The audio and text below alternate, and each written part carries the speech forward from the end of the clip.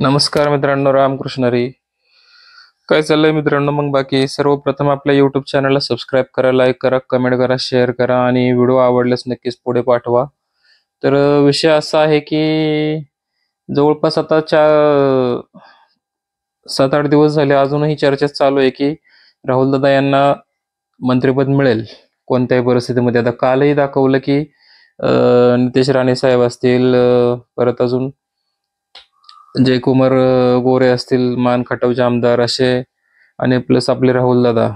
तर अशी नावं संभाव्य मंत्रीमध्ये म्हणून नावाचे आहे यादी. तर आता कार्यकर्त्यांमध्ये उत्सुकता आहे सध्या की दादांना मंत्रिपद मिळेल की नाही, काय होतंय काय नाही, आणि मिळालंच पाहिजे असंही सर्वांची इच्छा आहे. तसे देवेंद्रजी फडणवीस मुख्यमंत्री त्यांनी सुद्धा आपल्याला शब्द दिला होता. तर नक्कीच पद हे मिळालेच कोणत्याही परिस्थितीमध्ये, आणि मिळालंच पाहिजे.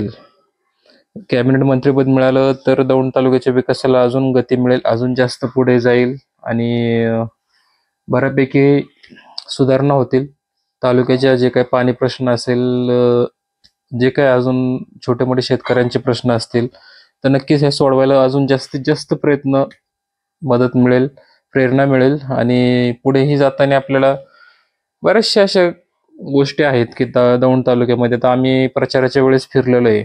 गावोगावी मी सुद्धा अगदी मिरवडीपासून ते अगदी खानोड्यापर्यंत फिरलोय. मी सुद्धा प्रत्येक ठिकाणी गावोगावी वेगवेगळ्या समस्या आहेत, वेगवेगळ्या लोकांच्या, वेगवेगळ्या शेतकऱ्यांच्या ठिकठिकाणी. काही ठिकाणी पाण्याची समस्या आहे, काही ठिकाणी बरेच असं काही वादविवाद चालू आहेत बऱ्याच ठिकाणी असे. तर जेणेकरून तो विषय जो आहे पाण्याचा, मुळशी डॅम किंवा खडकवासला डॅमचा, हा विषय मार्गी लागेल झटकीपट लवकरात लवकर असं आहे. तर जर थोडंसं काय होतं, मंत्रिपद जर मिळालं तर थोडीशी विकासाला गती वाढते, आणि हे त्यासाठी दादांना मंत्रिपद हे मिळालंच पाहिजे दौंड तालुक्याला.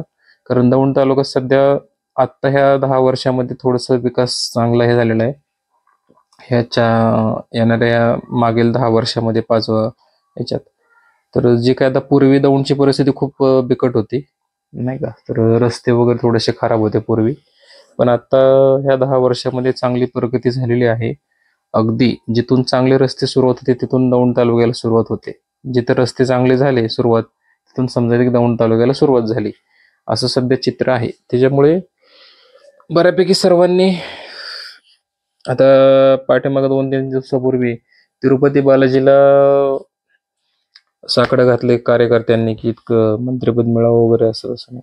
तर आता कालही न्यूजला, कालही पाहिलं आम्ही, काल परवा 2-3 दिवस झालं सलग सलग बातमीत सलग आहे की दादांना राहुल दादा हे मंत्रिपद मिळेल, अशी चर्चा सध्या जबरदस्त चालू आहे तालुक्यामध्ये, जबरदस्त, अगदी काही विचारू नका. त्यामुळे थोडस हे करा आणि घ्या थोडेसे. आता काल रात्रीच बघा ना, रात्री जो काही अपघात झाला कुर्ल्यामध्ये, जवळपास 37 लोकांना गंभीर जखमी आहेत, त्यातले 7 लोक एक्सपायर झालेत, मृत्युमुखी पडलेत. खूपच अवघड विषय. असं जे काही घडतंय त्या ड्रायव्हर वरती गुन्हा पण दाखल झालाय. चला, अशा काही गोष्टी घडतात, त्यामुळे थोडस सांभाळून. आता कालही जे काही झालं ते लताबाई धावडे यांच्या कुटुंबियांना पण मदत मिळते, आर्थिक मदत मिळेल. चला, काय वाटतं तुम्हाला सांगा. राहुल दादा यांना मंत्रिपद मिळालेच पाहिजे, आणि मिळेल की नाही हे पण सांगा. येणाऱ्या 14 तारखेला शपथविधी आहे मंत्र्यांचा. जवळपास शिवसेनेचे 15 मंत्री आहेत, एकनाथ शिंदे साहेबांच्या गटाचे, आणि नाव आहेत म्हणजे असे 15. भाजप भारतीय जनता पक्षाचे पण जवळपास 15 ते 16 मंत्र्यांची नावं आहेत सध्या. अजितदादांच्या गटाचे पण जवळपास 15 नावं आहेत, असं सध्या चर्चा चालू आहे सध्या जिकडे तिकडे. तर तुम्हाला काय वाटतं सांगा लवकरात लवकर.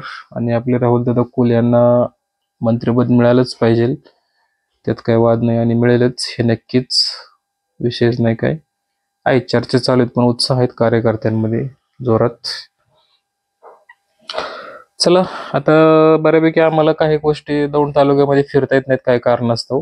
तर तालुक्यात इथून पुढे जवळपास ग्राउंड लेवलचा रिपोर्ट घेण्याचा प्रयत्न करू आम्ही, आणि तुम्हाला नवीन नवीन ताजे अपडेट देण्याचा प्रयत्न करूया इथून पुढे थोडंसं. त्यामुळे चॅनलवरती अपडेट राहा, ऍक्टिव्ह राहा. जेणेकरून तुम्हाला नवीन नवीन अपडेट्स आम्ही देऊ. चला ठीक आहे. चला, रामकृष्ण हरी.